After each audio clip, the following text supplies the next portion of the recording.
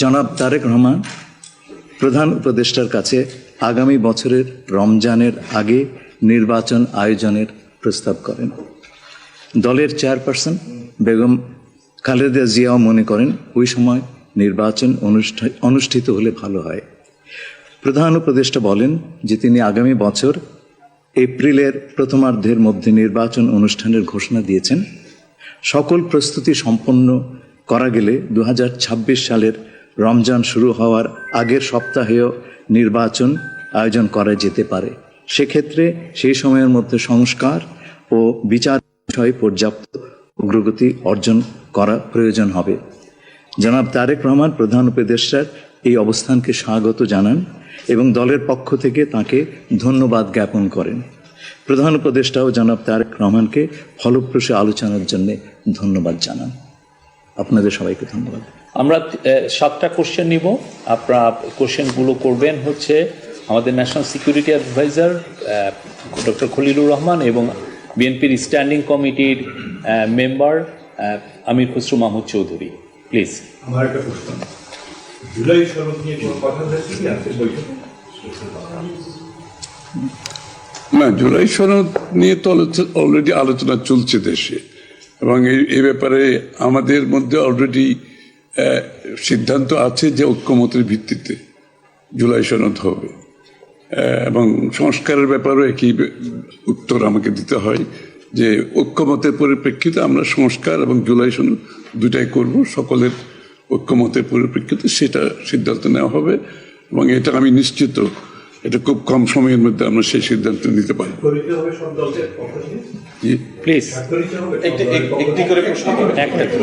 হ্যাঁ, ঐক্যমত যেখানে হবে স্বাভাবিকভাবে ঐক্যমতের পরিপ্রেক্ষিতে যে সিদ্ধান্ত হবে স্বাক্ষরিত তো হবেই, না হওয়ার কোনো কারণ তো নেই। Please please please please please উনি হচ্ছে যে যেটি বারবার যে কথাটি বলা হচ্ছে যে নির্বাচনের একটি সঠিক তারিখ নির্ধারণে আসলে সমস্যাটা কোথায়? একটি সঠিক তারিখ সুনির্দিষ্ট তারিখ, এর কোনো সমস্যাই নাই। আমরা কোনো সমস্যা দেখছি না। কেউ দেখলে পরে এটা ভুল দেখছেন। নির্বাচনের সম্পর্কে আজকে যৌথ বিবৃতিতে আমরা বলে দিয়েছি দুপক্ষই, এবং নির্বাচন কমিশন আমরা আশা করব শীঘ্রই একটা তারিখ ঘোষণা করবে। শুধু কি নির্বাচনের কথা হচ্ছে নাকি দেশের রাজনৈতিক পরিবেশে অন্যান্য বিষয় নিয়ে কথা হচ্ছে? সব বিষয়ে আলোচনা তো হবে, স্বাভাবিক। আমরা তো নতুন বাংলাদেশ গড়ার প্রত্যয় নিয়ে সামনের দিকে এগোচ্ছি। সবাই আমরা চাই দেশ গড়ার যে প্রত্যয় আমরা নিয়েছি, আমরা ঐক্যবদ্ধভাবে সেই কাজটা করব। শুধু নির্বাচনের আগে নয়, নির্বাচনের পরেও বাংলাদেশ গড়ার যে প্রত্যয় নিয়ে আমরা সবাই ঐক্যমত হয়েছি সেটা আমরা সামনের দিকে এগিয়ে নিয়ে যাব। একজন প্লিজ প্লিজ উনি বলুন। সংস্কার নিয়ে যে দীর্ঘ আলোচনা হচ্ছিল, সেই সংস্কার বিষয়ে বিএনপির পক্ষ থেকে বা তারেক রহমান সাহেবের পক্ষ থেকে আপনারা কিভাবে রিঅ্যাক্ট করেছেন?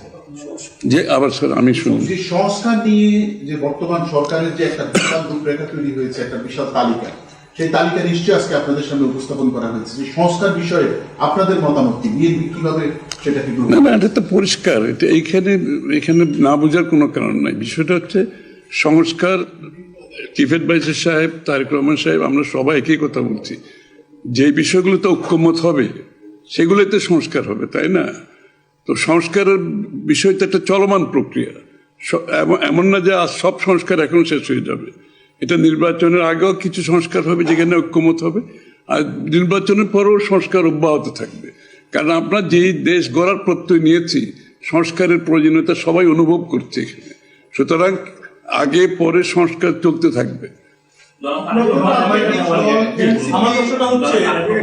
Please please please please. আমার হচ্ছে তারেক রহমান দীর্ঘদিন ধরে এখানে অবস্থান করছেন এবং স্বরাষ্ট্র উপদেষ্টাও বলেছেন ওনার দেশে ফিরতে কোনো বাধা নেই। ওনার এই ব্যাপারে কোনো আলোচনা হয়েছে কিনা বা কবে দেশে ফিরতে পারে? এই ব্যাপারে আলোচনার কোনো প্রয়োজনীয়তা আছে বলে আমরা মনে করি না। তারেক রহমান সাহেব যখনই ইচ্ছা উনি দেশে ফিরে যেতে পারবেন, সুতরাং এটা সিদ্ধান্ত উনি নেবেন সময় মতো। আমি একটা প্রশ্ন করতে চাই। আমার প্রশ্ন আছে যে শেখ হাসিনার যে এই যে হত্যাযজ্ঞ, সেই হত্যাযজ্ঞের যে বিচার প্রক্রিয়া, সেই বিচার প্রক্রিয়ার সাথেও কিন্তু একটা বিষয় জড়িত। তিনি বলেছেন যে তার সময় অর্থাৎ নির্বাচনের আগেই শেখ হাসিনার যে বিচার প্রক্রিয়া তিনি শেষ করতে চান এবং পরবর্তীতে তাকে ফিরিয়ে আনার ব্যাপারে তিনি সিদ্ধান্ত নেবেন। এই ব্যাপারে আলোচনা হয়েছে কিনা, এবং যদি সেটা হয়ে থাকে তাহলে সেটাও এই নির্বাচনের রূপরেখার সাথে এটা কোনো প্রভাব ফেলবে কিনা? যৌথ বিবৃতিতে এর উত্তর দেওয়া আছে।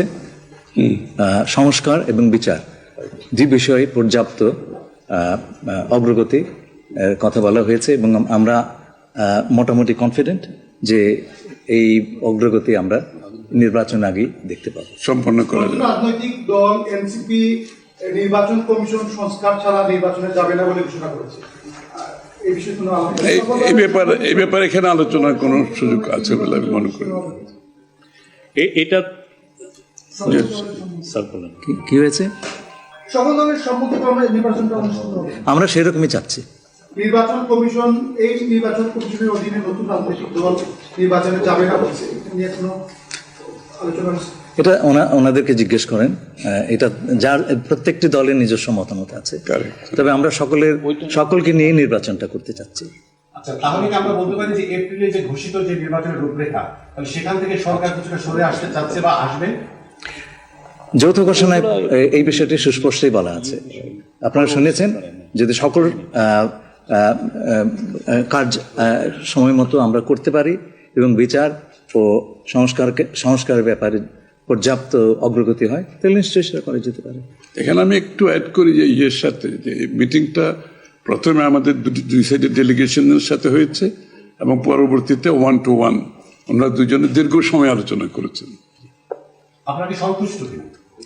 নিশ্চয়ই সন্তুষ্ট, নিশ্চয়ই সন্তুষ্ট। শুধু আমরা তো বলছি নির্বাচনের আগে নয়, নির্বাচনের পরও দেশ গড়ার ক্ষেত্রে আমরা সবাই একসাথে কাজ করতে হবে, নতুন বাংলাদেশ করতে হবে। আর সন্তুষ্ট না হলে তো যৌথ ঘোষণায় আসবার কথা নয়। এখন যে বিচার প্রক্রিয়া চলছে বিগত সরকারের বিভিন্ন, আপনি একবার কোশ্চেন শেষ করে দেন। প্লিজ। না, আর একটা লাস্ট কোশ্চেন নিব, লাস্ট